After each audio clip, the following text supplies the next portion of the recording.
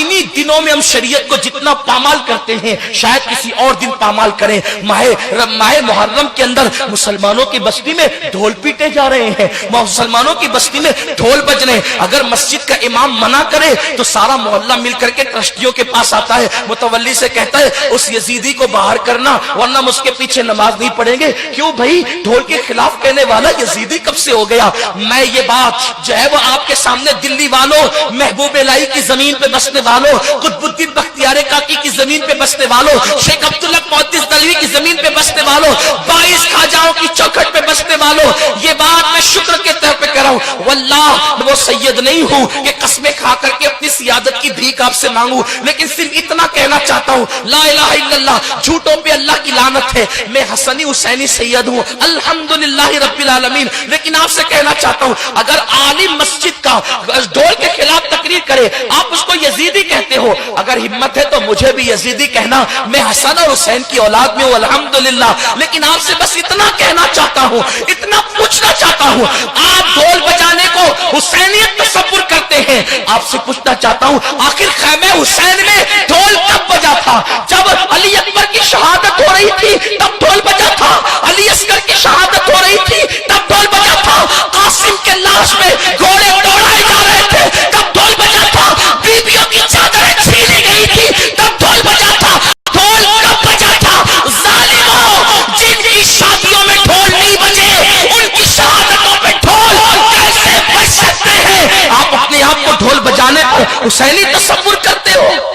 ڈھول تو دمشق میں بج رہے تھے, ڈھول تو دمشق میں بج رہے تھے. اور سنو, اگر شہادت حسین پہ ڈھول بجانے کا اتنا ہی شوق ہے تو پھر بجانا, خوشی سے بجانا, لیکن اس سے پہلے ایک شرط ہے. جب تیرے 18 سال کے بیٹے کا جنازہ اٹھے اس وقت ڈھول بجانا, اس کے بعد علی اکبر کی شہادت پہ ڈھول بجانا. اس دن تو تالی بجانا بھول جاتا ہے جب تیرے بیٹے کا جنازہ اٹھتا ہے, اور حسین کے شہزادے کے جنازے اٹھنے کے دن تم ڈھول بجاتے ہو, میلے لگاتے ہو. تمہارے گھر کی بیٹیاں بے پردہ میلے دیکھنے کے لیے جاتی ہیں. کہاں وہ سیدہ فاطمۃ الزہرا کا کردار جس کے سر کے دوپٹے کو کبھی چاند و سورج نے نہیں دیکھا؟ میرے امام کہتے ہیں جس کا آنچل نہ دیکھا محب مہر نے, اس ردائے نزاہت پہ لاکھوں سلام.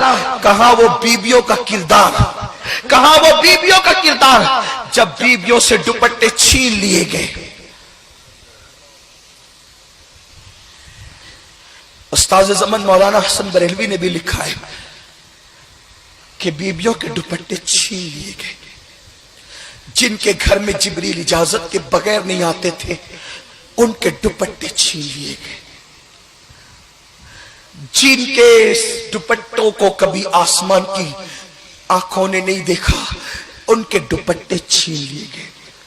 لیکن جانتے ہیں مورخین یہ بھی لکھتے ہیں کہ جب بیبیوں کے دوپٹے چھین لیے گئے تو شہزادی زینب سے جناب شہربانوں نے کہا بی بی دوپٹے چھین لیے گئے, پردہ کیسے کریں گے؟